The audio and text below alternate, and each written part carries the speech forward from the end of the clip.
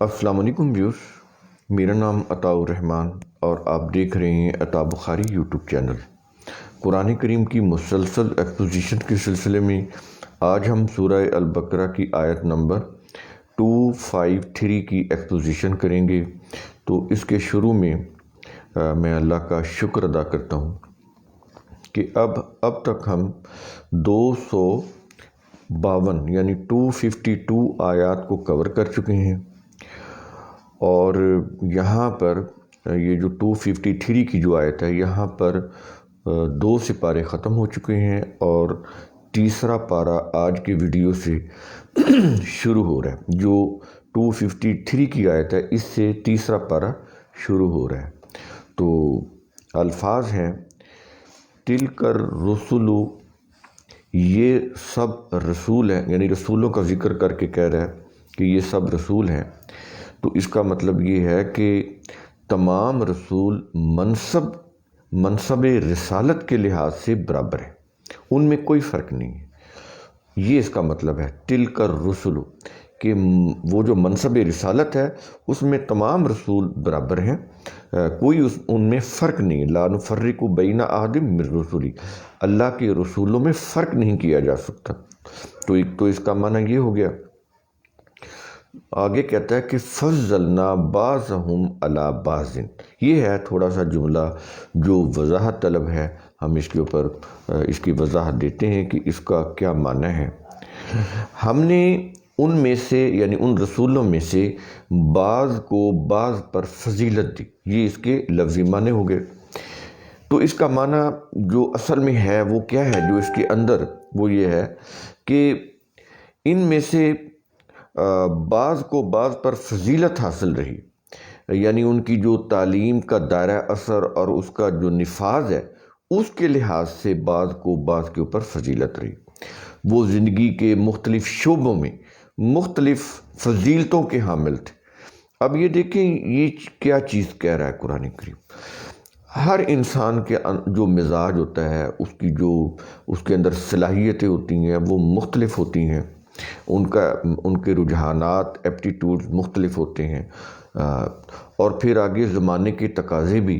اب یہ دیکھیں کچھ انبیاء کو سلطنت اور حکومت کے معاملات میں ان کو انوالو کیا گیا، جیسے موسیٰ علیہ السلام کو فرعون کے پاس بھیجا گیا، براہ راست جو فرعونی نظام تھا اس سے ٹکر۔ اب یہ جو فضیلت ہے یہ دوسرے انبیاء کے حصے میں نہیں آئی۔ جیسے بہت سارے انبیاء ہیں، ان کا کسی بادشاہ سے شاید ٹکراؤ نہ ہوا ہو، وہ صرف قرآن کی وہ جو وحی کی جو تعلیمات ہے اس کے اوپر انہوں نے لوگوں کو لے کر آئے اور ان کا تزکیہ نفس کیا۔ تو اس طرح مختلف شعبے ہیں زندگی کے، سیاست، معاشرت، معیشت، حکومت، سلطنت۔ تو ان شعبوں کے لحاظ سے مختلف صلاحیتیں انسانوں کے اندر، اور حالات اور واقعات کے جو بھی تقاضے تھے ان کے مطابق انہوں نے اپنی خدمات سر انجام دی۔ تو اس لحاظ سے وہ یہ کہہ رہا ہے کہ بعض کو بعض کے اوپر فضیلت حاصل رہی۔ کچھ حکومت اور مملکت کے معاملات میں فضیلت انہوں نے حاصل کی، جیسے داؤد علیہ السلام۔ اب یہ جو شوکت داؤد ہے یہ پوری دنیا میں مشہور ہے، ان کی سلطنت، ان کا جاہ و جلال۔ ایسے سلیمان علیہ السلام کی حکومت، ان کی سلطنت، ان کا جاہ و جلال، ان کا روب داب، ان کا وہ سارا، وہ آپ یہ دیکھیں ہسٹری میں بھی دیکھیں تو اس میں وہ بڑی فضیلت کے درجے کے اوپر ہیں، بڑے بلند مقام کے اوپر ہیں سلطنت اور حکومت کے معاملات میں۔ ایسے فرعون کے ساتھ ٹکر میں موسیٰ علیہ السلام بہت بلند مقام کے اوپر ہیں۔ ایسے عیسیٰ جو تھے، عیسیٰ علیہ السلام، ان کی بھی ٹکر تھی۔ وہ جو یہودیوں کے احبار اور رہبان تھے ان کے ساتھ ٹکر تھی۔ نبی کریم صلی اللہ علیہ وسلم جو آخری نبی، ان کی پورے نظام کے ساتھ ٹکر تھی۔ غلامی کا جو نظام تھا بہت مضبوط نظام تھا، اس کے ساتھ ٹکر تھی۔ سرداری نظام تھا، جاگیردارانہ نظام تھا، اس کے ساتھ ٹکر تھی۔ پیشوائیت کا نظام تھا، اس کے ساتھ ٹکر تھی۔ لوگوں کو غلام اور محکوم بنایا جا رہا تھا، اس نظام کے ساتھ ٹکر تھی۔ نسلی امتیازات کا بہت بڑا انہوں نے ایک حالہ بنا ہوا تھا، وہ کسی کو برابر نہیں سمجھتے تھے اپنے آپ کے، تو اس نظام کے ساتھ ٹکر تھی۔ یہ ساری چیزیں جو ہیں، سرمایہ داری کا نظام، اس کے ساتھ ٹکر تھی۔ تو یہ جتنی بھی انبیاء آئے ہیں تو اپنے اپنے وقت اور ان کے تقاضوں کے مطابق ان کی جو صلاحیتیں تھیں وہ مختلف تھیں، اور ان صلاحیتوں سے انہوں نے بڑے ہی ممتاز مقام حاصل کیا۔ تو یہ بات قرآن کریم کہنا چاہ رہا ہے۔ آگے کہہ رہا ہے کہ منہم من کلم اللہ، ان میں سے کچھ وہ ہیں جن سے اللہ نے کلام کیا، یعنی جبریل کے بغیر، یہ جو جبریل ایک میڈیم ہے نا، اس کے ذریعے سے وحی آتی رہی انبیاء کے اوپر۔ اب یہ جو موسیٰ علیہ السلام کے بارے میں جو بات آتی، ان کی جو فضیلت ہے یہ کہ وہ اس زمانے کا تقاضا ہوگا، اس لحاظ سے ہوگا یہ، تو ان کے ساتھ جبریل کے بغیر واسطے کے براہ راست ڈائریکٹ اللہ نے ان سے ہم کلام ہوا، تو یہ ان کی فضیلت ہے۔ تو اس طرح بعض انبیاء کو بعض کے اوپر فضیلت حاصل رہی۔ اور آگے کہہ رہا ہے وَرَفَعَ بَعْضَهُمْ دَرَجَاتٍ، اور اس نے ان کے بعض کو درجات میں بلند کیا۔ یہی بات جو اب ہم کہہ رہے ہیں، اسی کو مزید قرآن کریم ایلیبوریٹ کر رہا ہے کہ مختلف شعبے ہیں، مختلف امور ہیں، تمام انبیاء کو فضیلتیں دی گئیں، اور ہر نبی کی اپنی مقام اور زمانے کے حالات اور واقعات اور ان زمانے کے جو بھی امور تھے، اس میں ان کو خاص ممتاز مقام حاصل تھا، خاص فضیلت حاصل تھی۔ تو یہ چیز اس کے اندر کہی جا رہی ہے۔ اور آگے کہہ رہا ہے وَآتَيْنَا عِیسَیٰ ابْنَ مَرْیَمَ الْبَیِّنَاتِ، اور ہم نے مریم کے بیٹے عیسیٰ کو البینات دیے۔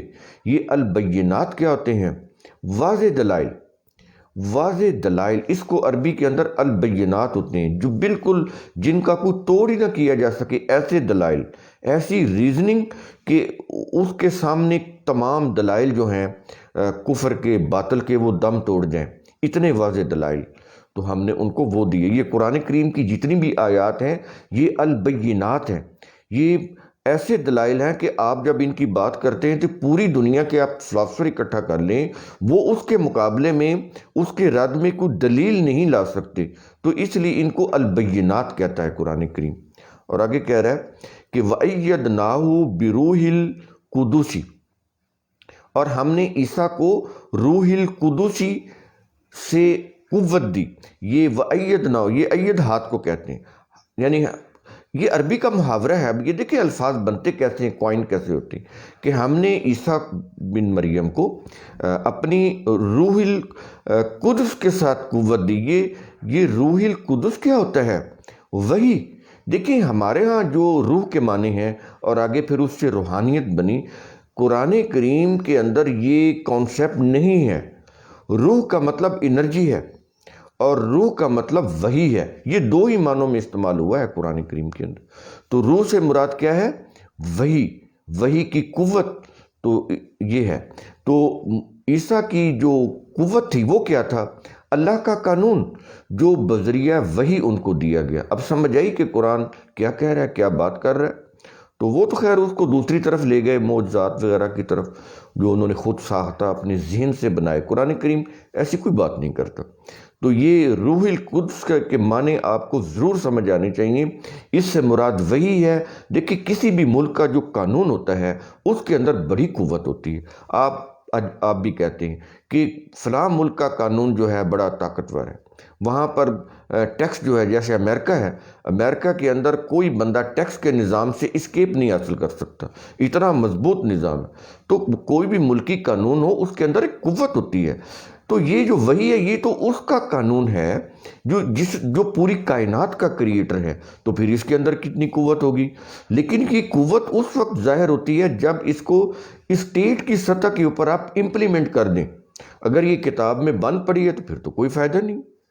تو چونکہ انبیاء نے وہی جو اللہ کا قانون اس کو امپلیمنٹ کیا سوسائٹی کے اندر، اس لیے وہ اس کی پھر قوت جو ہے معاشرے میں سامنے نظر آئی کہ کیا قوت ہوتی ہے۔ اور جیسی بھی ہسٹری ہے، آپ نبی کریم صلی اللہ علیہ وسلم کا عہد دیکھیں کہ وہ 6 سال کی جنگیں ہوئیں، جو مدینہ کا جو دور ہے ٹوٹل 6 سال، اور اس میں 82 جنگیں ہوئیں، اور اس کے بعد یہ دیکھیں اسلام یوں ایسے پھیلتا چلا گیا، اس کا گراف ایسے اوپر چلا جائے تھوڑے سے عرصے کے اندر۔ تو جب اس قانون کو نافذ کر دیا جائے تو پھر وہی چیز سامنے آتی جو نبی کریم صلی اللہ علیہ وسلم کے دور میں اور جو صحابہ کے دور میں ہوئی، کہ وہ پوری دنیا کے اوپر وہ فاتحین عالم بن کر ابھرے۔ اور آگے کہہ رہا ہے وَلَوْ شَاءَ اللَّهُ، اور اگر اللہ چاہتا۔ اب یہ دیکھیں یہاں پر بڑی اہم بات کر رہا ہے قرآن کریم، اور اگر اللہ چاہتا مَقْتَتَلَ الَّذِينَ مِن بَعْدِهِمْ، تو وہ لوگ جو ان رسولوں کے بعد آئے وہ آپس میں نہ لڑتے۔ یہ بات بڑی قابل غور ہے، کیا کہہ رہا ہے قرآن کریم؟ میں ابھی بتاتا ہوں یہ بات، یہ جو جز ہے مکمل کرنے کے بعد کہ یہ قرآن کریم کیا کہہ رہا ہے، کہ اگر وہ لوگ جو ان رسولوں کے بعد آئے وہ آپس میں نہ لڑتے، اگر اللہ چاہتا وہ آپس میں نہ لڑتے۔ اور آگے کہہ رہا ہے کہ من بعد ما جاءتهم البینات، اس کے بعد کہ ان کے پاس البینات یعنی واضح دلائل آ چکے تھے۔ جب واضح دلائل آ چکے تھے تو اگر اللہ چاہتا تو وہ نہ لڑتے، لیکن ان کے اندر کیا ہوا؟ اختلاف پیدا ہوا۔ میں بتاتا ہوں کیوں ہوا۔ تو کہتا ہے کہ وَلَٰكِنِ اخْتَلَفُوا، لیکن انہوں نے اختلاف کیا۔ فَمِنْهُمْ مَنْ آمَنَ، پھر پس ان میں سے کچھ وہ ہیں جو ایمان لائے۔ اب اختلاف کہاں پہ پیدا ہو رہا ہے؟ آگے بتا رہا ہے، کہتا ہے کہ وَمِنْهُمْ مَنْ كَفَرَ، اور ان میں سے کچھ وہ ہیں جنہوں نے کفر کیا۔ اب یہاں پر اختلاف آ گیا۔ جو قوم قرآن کی جو وحی ہے، اللہ کی جو وحی ہے، اس کا جو قانون ہے، اس سے ہٹے گی، اپنے ریلیجس لیڈرز کی کتابوں کے اوپر آئے گی، ریلیجس کتابوں کو دین بنائے گی، تو وہ کفر ہو جائے گا، اس میں پھر معاشرے کے اندر اختلاف برپا ہو جائے گا۔ سمجھ آئی کہ اختلاف کیسے پیدا ہوتا ہے؟ اس طرح سے ہوتا ہے۔ تو یہاں پر قرآن کیا کہنا چاہتا ہے؟ اللہ کیا بتانا چاہتا ہے کہ اگر اللہ چاہتا تو ان میں اختلاف پیدا نہ ہوتا۔ تو یہ کیا چیز ہے؟ یعنی اللہ کسی پر جبر کر کے اپنی بات نہیں منواتا، یہ ہے اس کے اصل معنی، کہ وہ جبر نہیں کرتا۔ اس کے ہاں ڈٹرمنزم نہیں ہے کہ وہ جبر کرے کسی کے اوپر کہ مانو میری بات، ایز اے ڈکٹیٹر اپنی بات کو منوائے، نہیں مناتا۔ وہ عزیز حکیم، وہ غالب ہونے کے ساتھ حکیم بھی ہے، وہ ریشنلی بات کرتا ہے کہ تمہارے فائدے کے لیے ہے، ماننا ہے تو مانو، نہیں مانتے تو نہ مانو، لیکن اس کا نقصان تمہیں ہو کر رہے گا۔ تو یہ ہے، یعنی اللہ جبر سے اپنی بات نہیں منواتا۔ یہ انسانوں کی آزاد مرضی پر ہے کہ وہ کون سا راستہ اختیار کرتے ہیں، ایمان کا راستہ اختیار کرتے ہیں یا کفر کا راستہ اختیار کرتے ہیں۔ اور آگے کہہ رہا ہے کہ وَلَوْ شَاءَ اللَّهُ مَقْتَتَلُوا، اور اگر اللہ چاہتا تو وہ آپس میں نہ لڑتے۔ پھر دوبارہ اس بات کو مزید کلیئر کر رہا ہے، رپیٹ کر رہا ہے اس بات کو کہ اگر اللہ چاہتا تو نہ لڑتے۔ وَلَٰكِنَّ اللَّهَ يَفْعَلُ مَا يُرِيدُ، لیکن اللہ جو چاہتا ہے وہ کرتا ہے۔ اس سے کیا مراد ہے؟ ایک دفعہ تو یہ کہہ رہا ہے نا کہ اگر اللہ چاہتا تو واپس میں نہ لڑتے، اور آگے کیا کہہ رہا ہے؟ کہہ رہا ہے کہ وَلَٰكِنَّ اللَّهَ يَفْعَلُ مَا يُرِيدُ، لیکن اللہ جو چاہتا ہے وہ کرتا ہے۔ اب اس سے یہ معنی ذہن میں آتا ہے کہ اللہ تو کسی قاعدے قانون کا ہے ہی نہیں، وہ تو اس کو جو لہر آتی ہے، جو مرضی آتی کر دیتا ہے۔ اگر یہ بات ہو جائے تو یہ کائنات ایک سیکنڈ نہیں چل سکتی۔ یہ ہے قرآن کریم کے وہ جو مقام ہے جہاں بڑے غور و فکر کی ضرورت ہے۔ اللہ جو چاہتا ہے کرتا ہے، کیا مطلب ہے؟ یہ مطلب ہے کہ جو چاہے کر دے، قانون اپنے ہی قانون کے خلاف بھی کر دے، ٹھیک ہے، اس کو اختیار ہے کر دے، اس سے اس کا نقصان نہیں ہوگا، انسانیت اور کائنات تباہ ہو جائے گی، اس لیے وہ نہیں کرتا۔ تو اس سے مراد یہ ہے کہ اس کے ہاں ایک قانون ہے، ضابطہ ہے، پرماننٹ فزیکل لاز ہیں، ہیومن سائیکی یا مائنڈ سے متعلق اس نے قوانین دیے ہوئے ہیں جو انسانی امور کے متعلق فیصلہ کن قوانین ہیں، وہ بدل نہیں سکتے۔ تو یہ ہے، اگر یہ بدل جائیں، اس کے فزیکل لاز میں کوئی تبدیلی آ جائے تو کائنات کا نظام درم برم ہو جائے گا۔ تو کائنات کا تمام نظام اللہ کے قانون مشیت و ارادہ کی روح سے چل رہا ہے۔ تو انسان کا صاحب اختیار ہونا بھی اللہ کے قانون اور مشیت کی روح سے ہے، یہ ہے اس کے اندر جو بات کہی جا رہی۔ انسان یہ نہیں کہہ سکتے کہ اللہ نے انسانوں کو با اختیار کیوں بنایا، انسان نہیں کہہ سکتا۔ کیوں نہیں کہہ سکتا؟ اس لیے کہ اس کی عقل جو ہے وہ محدود ہے، ایک لمیٹڈ اس کی انٹلیکٹ ہے، ایک حد تک سوچ سکتا ہے، اللہ کے مقابلے میں اس کی عقل کا دائرہ وسیع نہیں ہے، تو اس لیے وہ اللہ کی بہت ساری مصلحتوں کو نہیں سمجھ سکتا۔ اس لیے وہ کہتا ہے کہ جب اللہ نے انسان کو با اختیار بنایا ہے تو وہ اس کے ہر عمل کا جو انسان ہے وہ مواخذہ بھی اس سے ہوگا، انسانوں سے، کیونکہ اس نے انسانوں کو اختیار دیا ہے۔ اب یہ اختیار کیوں دیا ہے؟ یہ اللہ کی مشیت ہے، ہم نہیں اس سے سوال کر سکتے، نہ ہماری عقل اللہ کی اس مصلحت کو سمجھ سکتی ہے۔ یہ اس کی مشیت اور مصلحت بہت ساری جو ہے وہ اس کو انسان سمجھ ہی نہیں سکتے۔ کچھ چیزیں تو قرآن کی روح سے ہم سمجھ سکتے ہیں، اس نے اتنی چیزیں سمجھائی ہیں جتنی ہمارے لیے ضروری ہیں اس زندگی گزارنے کے لیے۔ تو جو اس زندگی گزارنے کے لیے جو چیزیں ضروری نہیں ہیں ان کو قرآن ڈسکس ہی نہیں کرتا۔ تو یہ قرآن کا انداز اسلوب ہے۔ تو اس طرح سے آپ قرآن کریم کے الفاظ کے اوپر، آیات کے اوپر غور و فکر کریں گے تو آپ کے اوپر قرآن کریم کے جتنے بھی اسرار اور رموز ہیں، ان کے جو فیکٹس ہیں وہ کھلتے چلے جائیں گے۔ تو قرآن کریم کا اصول ثم تتفکروا، اس کی روح سے آپ خود بھی سوچا کریں، سمجھا کریں، غور و فکر کیا کریں۔ شکریہ۔